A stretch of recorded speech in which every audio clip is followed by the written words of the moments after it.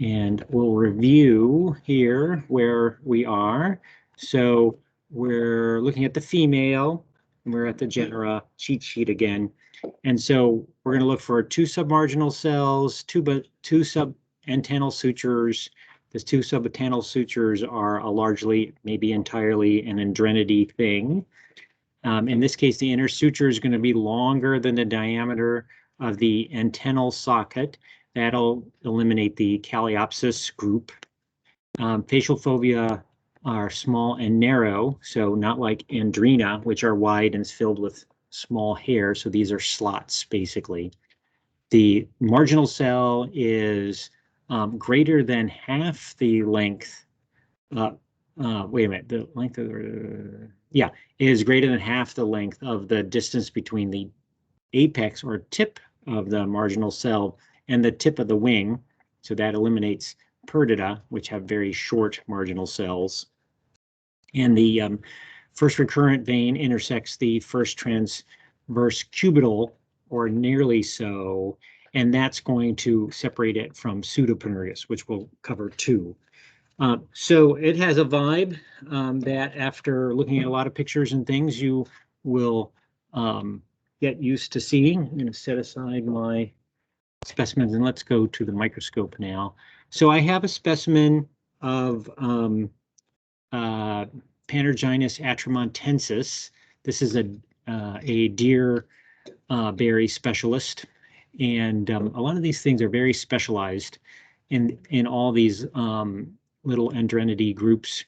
And you can see the, or at least kind of see the slots here. So here's a slot in the head of this female running along the parallel to the eye, and there's another one that's even more difficult to see there.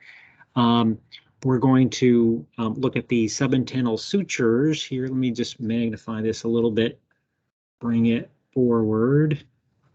It's a very dark B, so such things as subantennal sutures may not be as apparent as in something that has maculations there. So I'm probably, okay, well, you can see the outline of the clypeus here, so that's a suture line too, and there are, you'll have to take my word for it because it's going to be too hard to try and find. I had all kinds of glare issues here. I'll play with some lights here in a second, but the inner, so here's the fovea for the antenna, and you have two subantennal sutures going down, intersecting with the clypeal suture.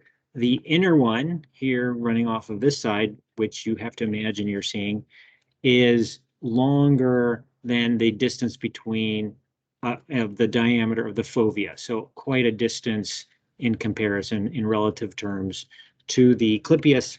Again, that's a separating out calcaratus, which has a very short one. I'll play here with some lighting and see if any of that makes a difference. I think hardly not, because there's pitting here as well as glare and not super awesome resolution. Well, you can kind of see, I think in that shot there, this is the inner subantennal suture coming down. You can see it's definitely longer than the diameter there. We covered the similar things the last time. Okay, so let's go and look at some wing venation, because that's a key component. We'll also note, as we are setting up, that the pollen-carrying hairs, the scopal hairs on this group and other groups in this same, Perdita and Pseudopanurgus and Panurginus, we're just looking at the scopal hairs here. You'll see they're basically on the femur, not the femur, they're primarily on the tibia, a little bit on the basitarsal segment, which is the last or the first tarsal segment, which is often broadened and used for carrying pollen hairs on all the tarsi here. But there's not a lot of hair. And in some cases, you might look at that and think that you're looking at a male. The reality is they all have pretty sparse hairs. And so don't be fooled. All right, when we look at the, let me see if the other wing is a little more easy to see in terms of the not overlapping with other wings. Like the hind wing sometimes is behind these things. We're going to take a look. It's going to have two sutures. Oh, this is good. So not two sutures. This has so marginal cell, and you can see here the distance of this part, or even the tip to there, is greater than the halfway mark between the tip of the wing and the tip of the marginal cell. So even though this is a short marginal cell by other group standards, it is long when you compare it to Perdita. So, which has a much more truncate, be down here in terms of its length. Also, just really freaking big stigma, two submarginal cells, so below the margin. And then I think it's pretty apparent, we'll zoom in here a little bit, the first recurrent vein here joins basically at the intersection of this cross vein in the submarginals and the bottom segments of the submarginal cells here. So it's like a plus.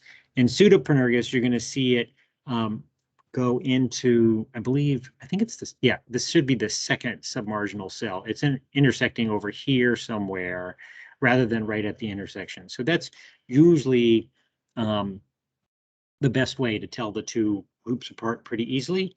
Additionally, in general, the Panurginus groups tend to be spring bees, and the Pseudopanurgus group tends to be summer and fall species of bees. Now, somewhere is going to be an exception that I'm not aware of right now, but that is the bee world for you. Okay, I'm going to show you a character that's not in the Genera cheat sheet, and I believe it is in the Discover Life guides, and it's certainly in some technical literature. We're going to look at the Mies episternum. So Mies episternum, pleura, sometimes it's called, is the big plate, relatively big plate, that is below the attachment point of the front wing. So there's the front wing, there's a tegula covering the attachment point, and below that is this this plate, Mies episternum, and there's a suture line that runs across like this. Not super obvious there. I'm going to try and shift things around a little bit and zoom in. That I believe is a Panurgine character, but it's not something that I generally use because a lot of times that area is covered in, let me take us down a little bit. That area is covered in, look at that leg is in the way. Let me try the other side. That area often is just covered by things like legs and is on a black body, so hard to see. Wings can get glued to it also. Hopefully this is an easier to see area. All right, at least it's clear. Now we have to deal with glossiness. So tegula, scutum, pronotal lobe. So this is the pronotum over here. And here is the Mies episternum, and there is a suture line in there, I want to say there, but it is not showing up well. Do one more stab at this and we'll try and find this in other specimens. It's just a very glossy bee. Suture lines are not, and again, the fact that we're having a hard time seeing it here in a good specimen also means that I consider it to be not a great, it's sort of a technical character rather than a practical character.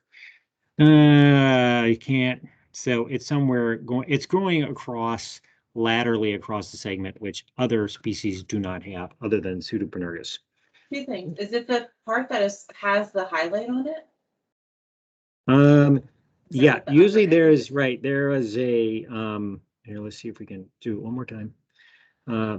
There was a section there that as, oops, that is the down below. And yeah, I think there was a lighter area on there. It's not, it's some artifact. So here, I believe that's the suture line right there. Let's zoom in and see if it shows up at higher magnification. Was it that kind of amber suture line? Yeah, it's right through here. Yeah. This is just not showing well.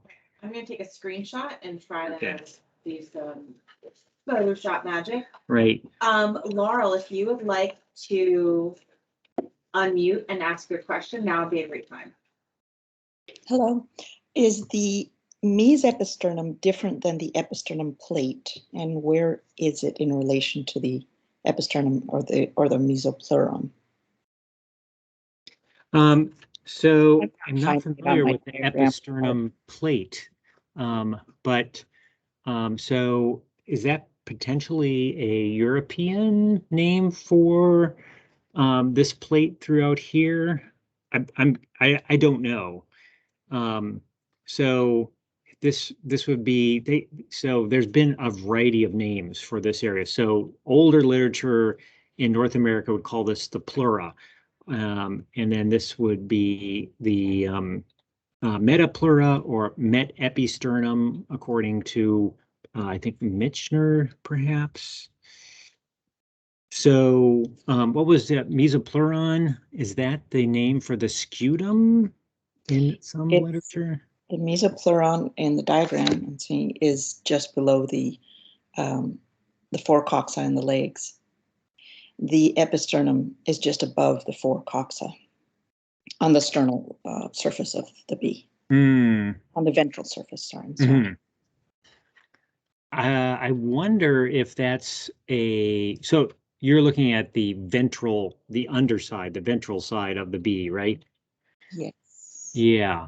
So I wonder if that's those are all potentially legitimate names that we never use in any of the guides that we're running that have to do with the plates on the underside that so far we haven't had any reason to refer to. But I am on fuzzy ground here in terms of being able to answer your question.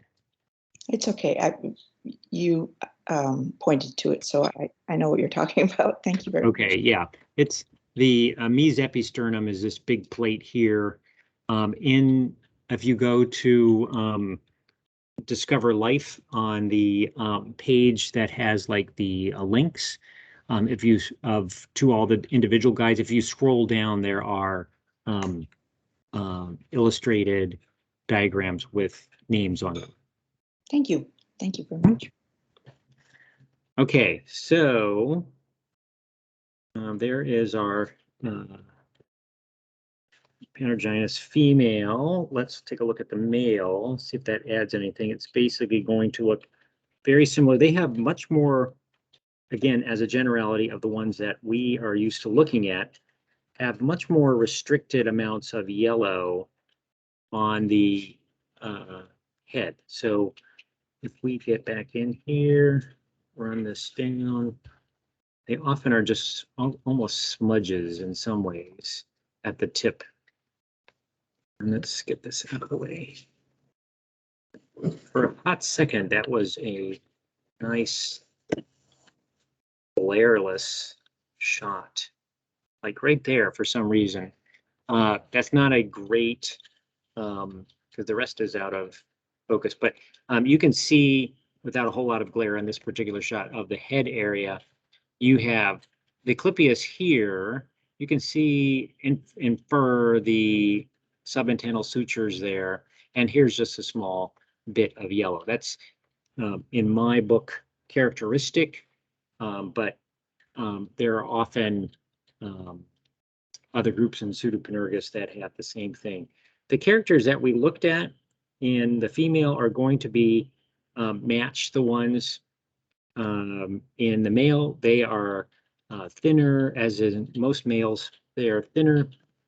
And see if we try a couple different lighting approaches here, perhaps playing with this button. Doesn't do much. But all those same characters are present. Let's see if we can see the suture line on the meatus episternum again here.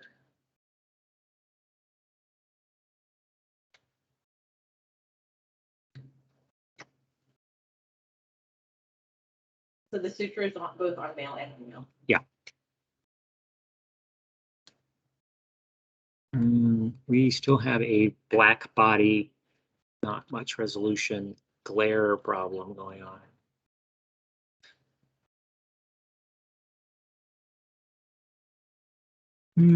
I saw it under my microscope.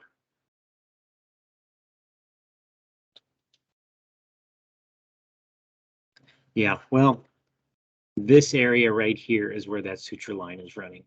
And these are not common species. We collect a handful each year, maybe.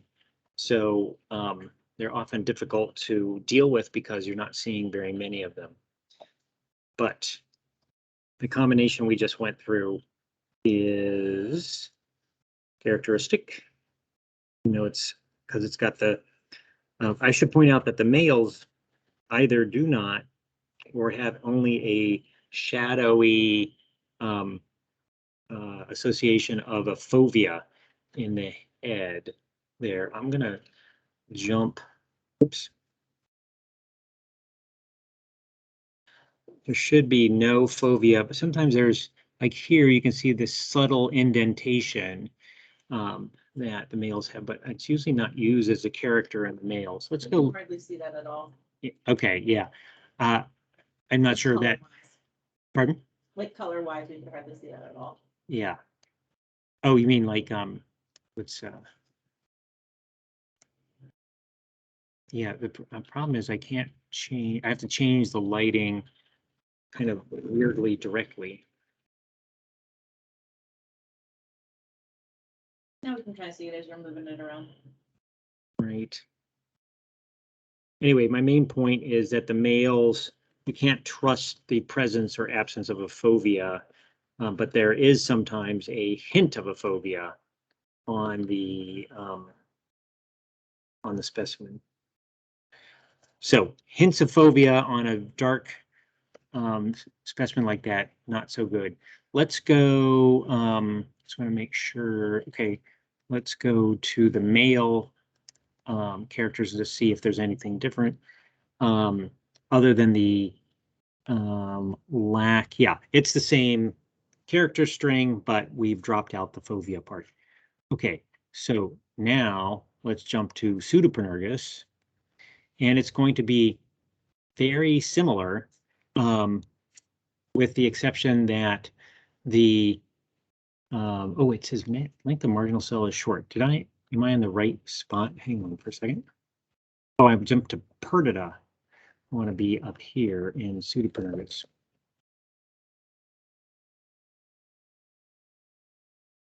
Oh, Pseudopanurgus is under Protandrenii.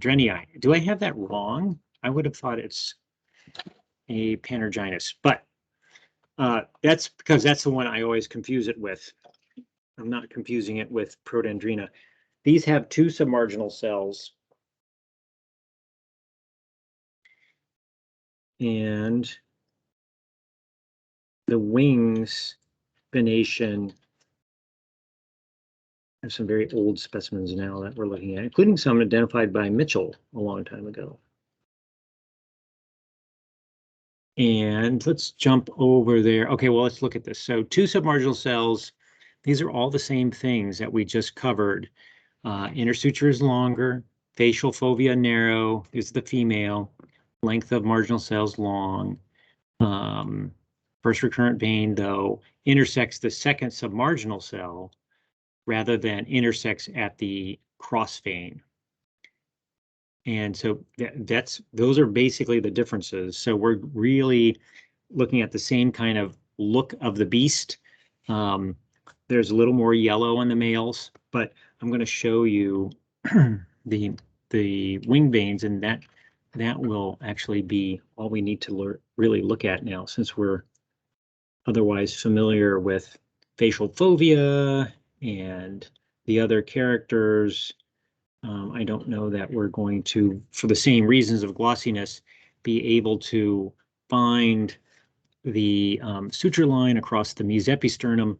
But here's the wing, stigma, big sigma again. This all looks very similar to the others in the group, long in comparison to the halfway point of the tip to tip length. Here's the 2 submarginal cells here. This might be like your classic 100-year-old specimen. So dirty. Here's the 2 submarginal cells. The first one is closest to the base. The second one is here, and you see this recurrent vein is intersecting with the second to the interior rather than right at the intersection with the cross vein. That's the character that we find most useful. Yeah. A quick Google says that your cheat sheet is correct with tribe. Okay. Does that suture line happen in all of the?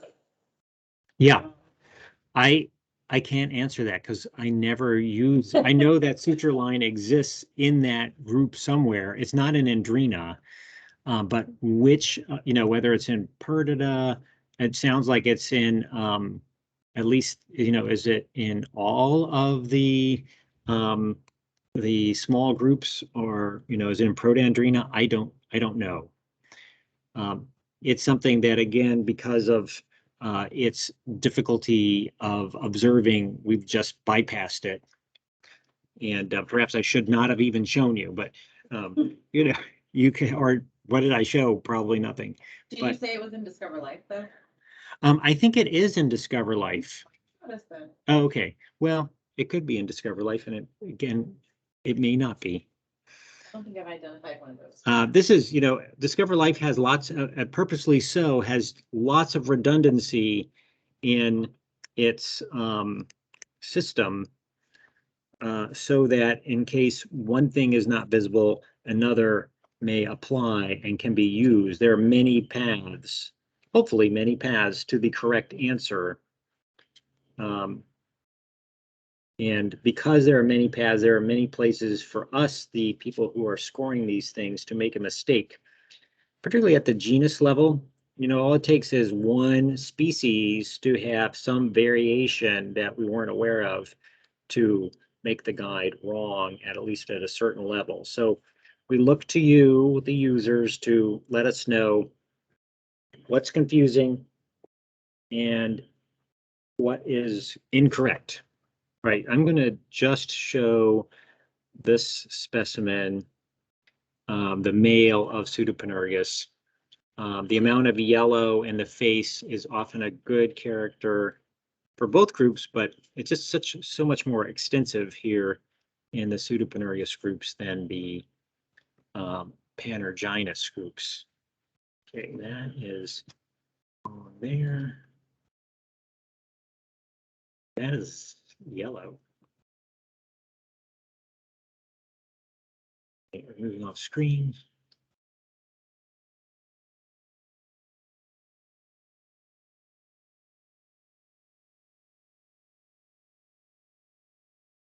All right. Yeah, so that's a very classic looking, in general, species. I think this is Pseudopanurgus pauper, identified as Stevensii by Mitchell, which was sunk at some point. The group needs more work. There's some, even in the east, there's some species that probably are unrecognized right now. Something to do. All right, so there is our two Panurgines, and we will jump unless there's. So we're going to leave because we're out of ones that we have access to. I mean, I think that covers, at least in the east, those genera pretty well. So are there any questions before we leave and go to the? We're going to jump into some megachile. We're going to look at Psuedoanthidiellum. There's nothing lingering in the chat. Okay. All right, we're pulling this. And now we're going to jump, and I think that Claire and I have talked about this, and we'll probably now concentrate on megachile genera groups into the next round. So this is, we've covered some of them already, megachile, Anthidium. We're going to look here at a bee. I'll give you an overall body shot. This bee is very small, so it's smaller. It's about the size of Anthidiellum, but it really has most characters in common, at least with the eastern ones, with a Anthidium. The other important thing to realize about this particular group is that it's actually a old world group. So there were none originally. This came over via transport or something. We know it's in the Baltimore to New York axis. It's possible that it's in more places now. I haven't looked recently. I would expect it to do so because it's a hole nester and is small, and it likes super disturbed junky sites with all its favorite European/Asian foods in it. It is, you can see from the size of the pin here, it's quite small. So it is the size of Anthidiellum. It's going to be smaller than any Anthidium that you've seen. And we're going to jump to the genera. Oh, wait, you're right. I do not have this. This has been a fairly recent addition to the fauna, and I did not include it in the cheat sheet. So you're not going to find it. You will find another species, another genus that we will cover called Paranthidium. That's native. Trying to think. I know that Paranthidium jugatorium is the only eastern species, and it's a specialist on woodland sunflowers. But there's probably another species or two elsewhere, maybe Central America. But this is Psuedoanthidium, and pseudo is a good word because if you recall from your Anthidium identification stream, here we have a female. So important characters for the group as megachilidae as a whole are in females is that are pollen carrying, not parasitic, that there's pollen carrying hairs on the underside. You have, in this case, a lot of bright colored markings that throws it over into the axis that includes things like Anthidium, Anthidiellum, and Dianthidium types of groups, and away from things like megachile and osmia. Additionally, a big factor here is that, I think we can zoom in on this, is that between the tarsal claws, if we find this spot here, between the tarsal claws is no aurolium or toe pad. Let's see what we got. All right, so here are two, we'll put them in different focus. So two tarsal claws there and there. And what you're looking for is something pad-like, let's call it, often on a thinner stalk. Between the toes, there's often hairs between the toes or between the tarsal claws. But you can see, I think, in both these, particularly this one, there's really that's that little tip there. That is part of the claw. There's usually, most claws have two parts, a long one and then a short one. You're seeing the tip of the short one, not a pad. And so there is the absence of a pad, which many more species have than don't have. So that brings it down into the to a much smaller list, which includes Anthidium. And to tell it from in the genus Anthidium, first of all, it's smaller than all of them that I am aware of. I'll also point out, I believe it has on its mandibles, which may not be visible. Well, we can turn it. Let's turn it this way. See if it is visible. It's a delightfully colored specimen. And it's not going to be super easy to see, but as I change focus, you can look at the tip of the mandible and there are multiple teeth involved. I can't remember what the cutoff is, but a lot of other megachile have none or one or two, and these have multiples like Anthidium does.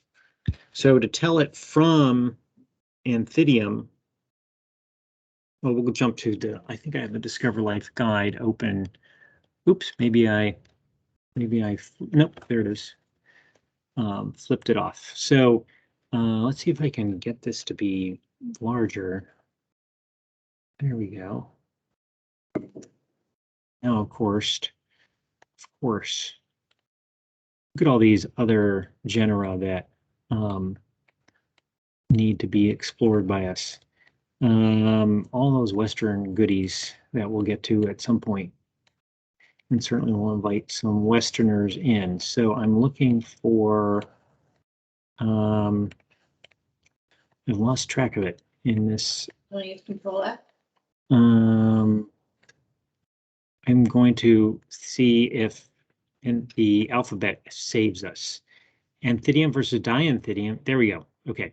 So what we're looking for is on the tergites. So tergites T2 and 3, the second and third tergite. Tergites are the abdominal segments on the back, on the top of the abdomen, and the spacing. So in Anthidium, there tends to be, first of all, there tends to be a strongly depressed rim. So let's say that the rim of the tergite is depressed or recessed slightly, like a tiny little shelf. It's noticeable, and there's a marked change across the tergite in elevation, and that doesn't really show up in Psuedoanthidium very much. Additionally, the pitting density increases greatly so along the rim compared to the rest of the segment, whereas what we'll see is in Psuedoanthidium that the density of pits is almost entirely the same, even along the rim on the edge of the specimen. And right now, the Psuedoanthidium is largely an urban area or disturbed industrial kind of species with limited distribution, but I do expect that to change, and you should be thinking about it's possibly showing up anywhere. Okay, so it should transport easily. All right, so here's the abdomen, and someone is calling me. Little do they know that I'm on an important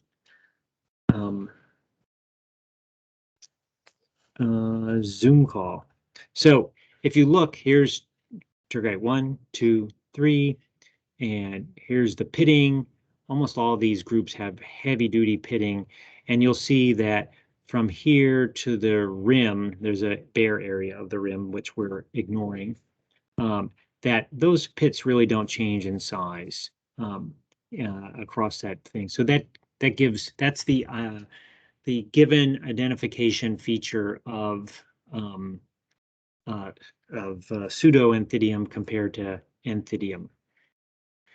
And we can take a look at the male, but it will be, other than its maleness, will be basically the same deal.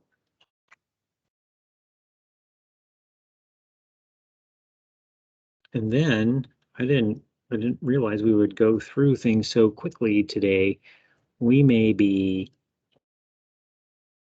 done with teaching. Maybe we're blathering a lot more on the other ones. So I'm going to take this down. So you can see the spot pattern there, very Anthidiellum-like. The area of the scutum is somewhat shelf-like, like an Anthidiellum, but not as narrow and as sharp.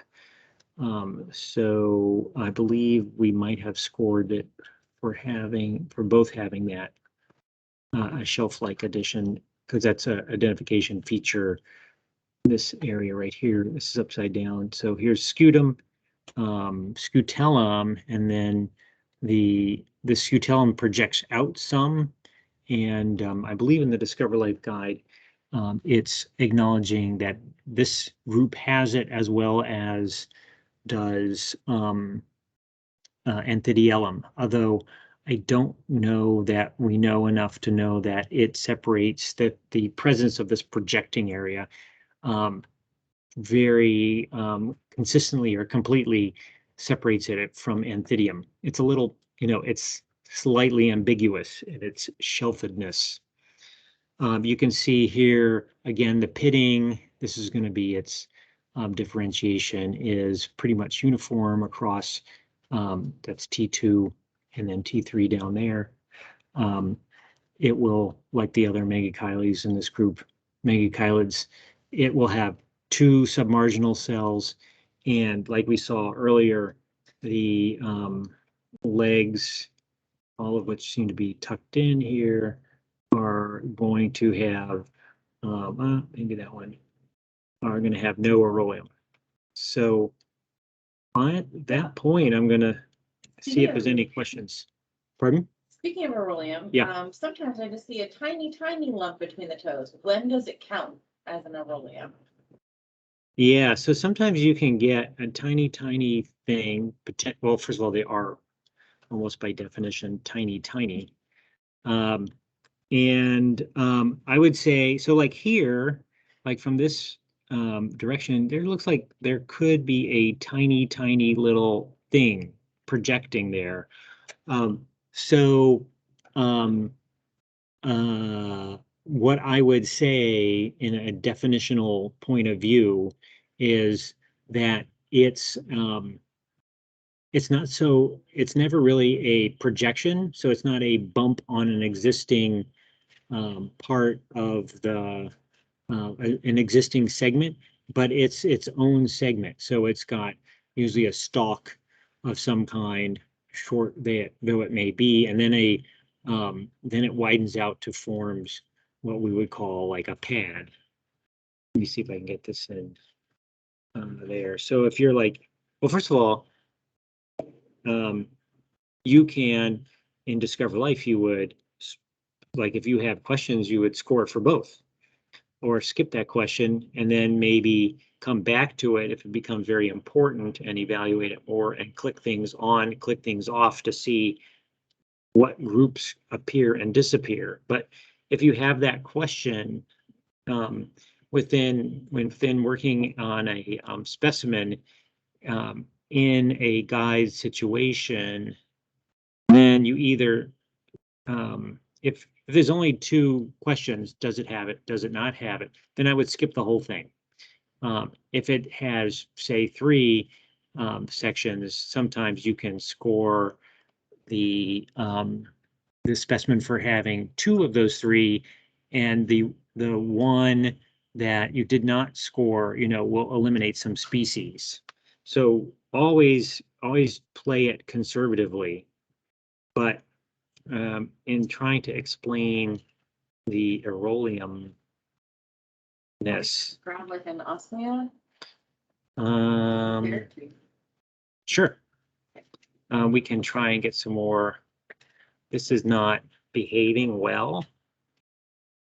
So also, just in general, most of your species have aurolium, so you should have all sorts of aurolium viewing opportunity on specimens.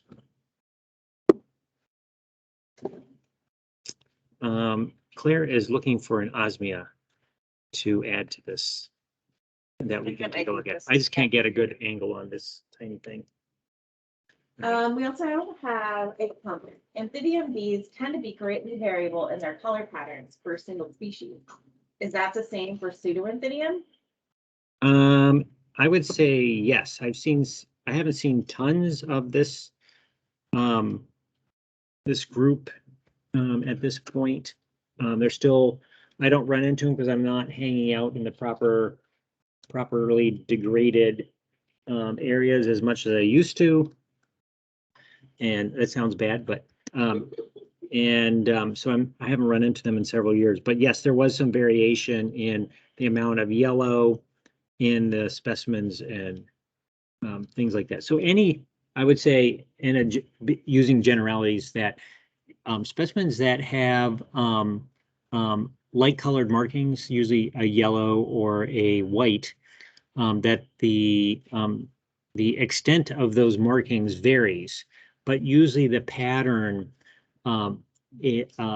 is relatively fixed. So just think of it as like dialing in and dialing out of color in a pattern. So over the range at the extreme in Nomata, you can get specimens with no markings, and then you can get specimens where the markings become dots that become oblong features, become a series of dots, and then ultimately can merge into a line. So that's at the extreme, but as things come and go, they go in sequence. In other words, it's not like the dots are on one side of the abdomen or up or down on one specimen in a different place. They move. How do I explain this? They always have the same sequence. They always add more color in a regular way, but the amount and extent of that color can vary among the species. But they're not just randomly throwing blobs of color here and there. It's within a range. Okay, I'm going to try and find the Aurolium here. Yeah, all this color variation really can throw you off on particular exceptional specimens because you get used to looking for a size and shape sort of thing in a species, and then it throws all kind of, a lack of color or a whole lot of cover. Okay, I think this shows up pretty well. So tarsal claw, and here's this pad hanging down. There's the big part of the pad, and then there's this socket. So it's not a little bump or projection, which could show up, I suppose, in these things like Anthidium and Pseudoanthidiellum, where they don't have a pad like that, but they do have something down there. Michener's books often reference the existence of hairs in those locations that can throw things that can look pad-like.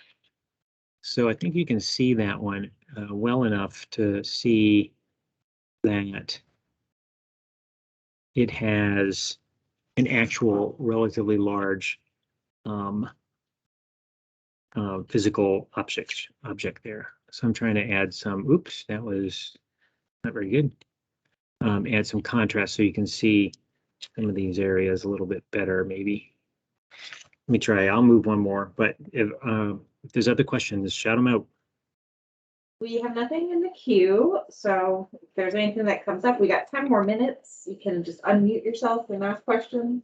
You can ask questions about using the guide or issues you have with using the guides, or request additional things. Ultimately, we're going to get down to species level things, so people should start thinking about that.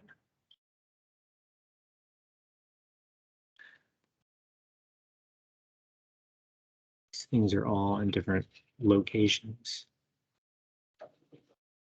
Kind of gluey specimen, isn't it? Well, it's not too bad.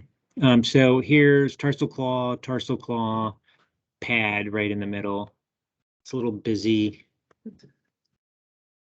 in that area.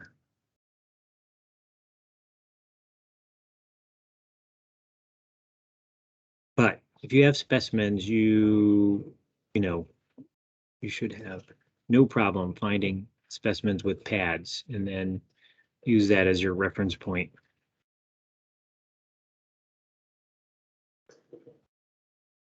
Oop, there's one over there, but maybe I can hijack.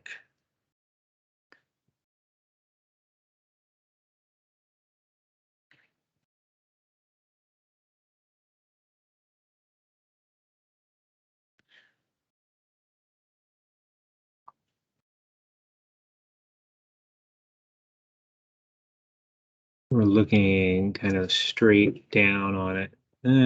Again, tarsal claw, the claw, and then the rest of the leg is going off in that direction. There's the pad nestled in between.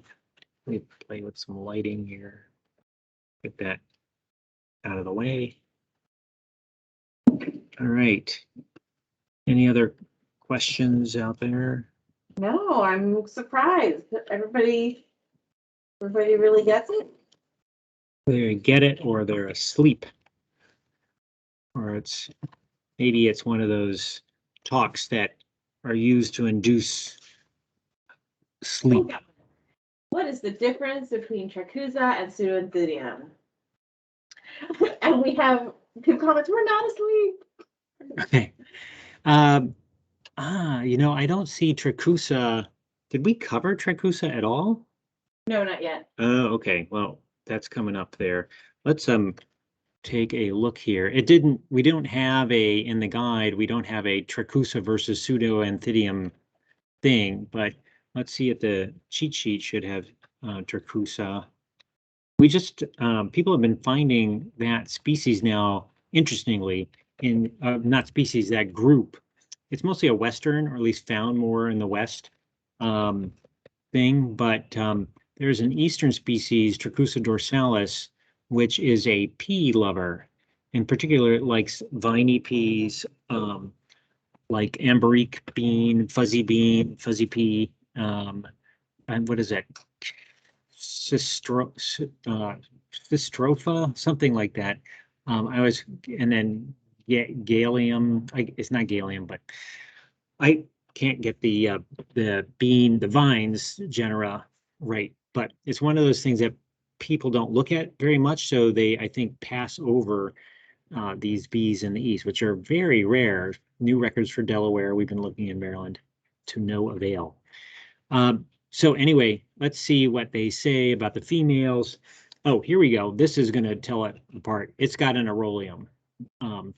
So Anthidium, which is by far the more common thing, does not have a aurolium, and is that's one of the big ways you pull it out from the smorgasbord of other Megachilidae, particularly the ones with colored maculations. Say tergites with complete to only slightly broken, relatively uniform white or yellow bands. Okay, so that's a difference too. So I'm just pointing out this is geared towards the east, so there may be Tracusa that have more of a, let's call it a Pseudoanthidiellum marking pattern, and also some of the Stelis have that marking pattern, but these are mostly all banded, so there's a color band rather than a series of blobs or dots or broken bands.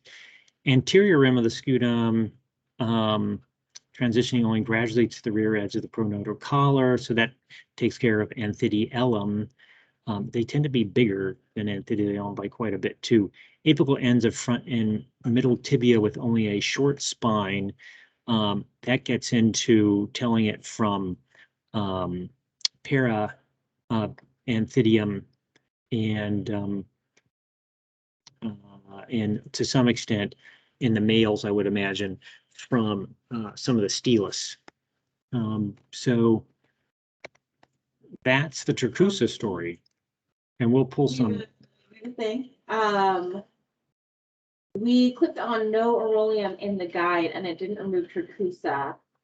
So is it or does it have, are we being conservative and it has a really tiny or obscure one?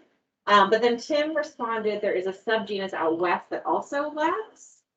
So yeah. I'm asking Tim, is that being referring to Tracusa? Like, let's continue this conversation. Yeah, so the Genera cheat sheet that you're looking at is designed for the Eastern North America. So since we don't have that Tracusa group out west to deal with, then having an aurolium works. But there has to be some additional characters in the Discover Life guide rather than using this cheat sheet that will help you. So there's some homework is, actually, let's show that. Here we go. So, always remember that. So if you go to the Genera guide and Discover Life, and you click on menu up there, you get this. And one of the things is you can look at differences. I think we covered this a long time ago, but this is a good case. So if we want to look at the two things that we mentioned there, so where is Psuedoanthidiellum? Oh, there we go. Psuedoanthidiellum and then Tracusa, and ask what are the characters that differ between the two. It's showing us just the ones that differ between the two. And so sometimes these will, like here, Anthidiellum versus selected other genera.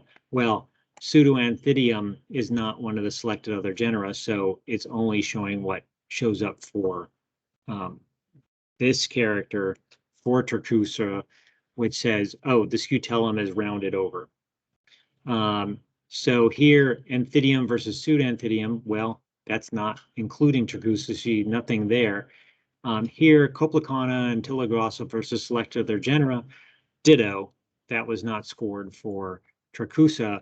Now, here we're getting into something different.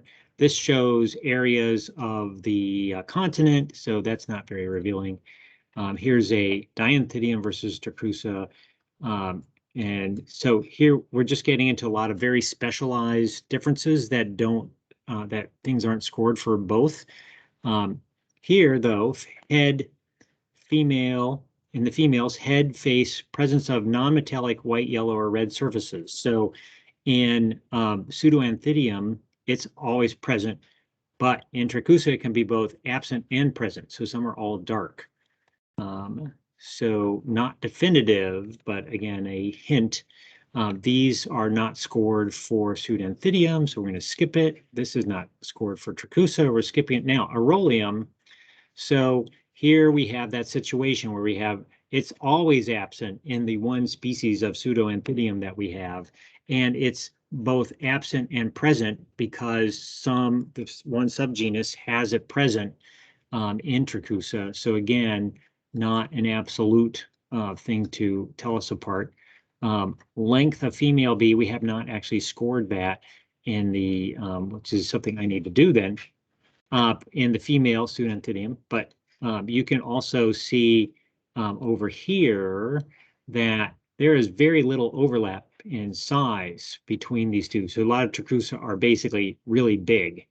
And you see that only the 7 and 8 categories overlap, which isn't a common state in the Tracusa land.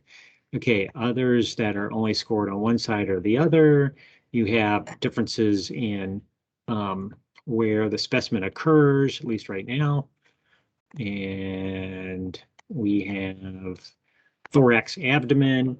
So again, you have in Tracusa, because it has multiple species, you have the possibility of finding more states. So here, in addition to being bright yellow and with markings, there is at least one specimen or species that has no markings.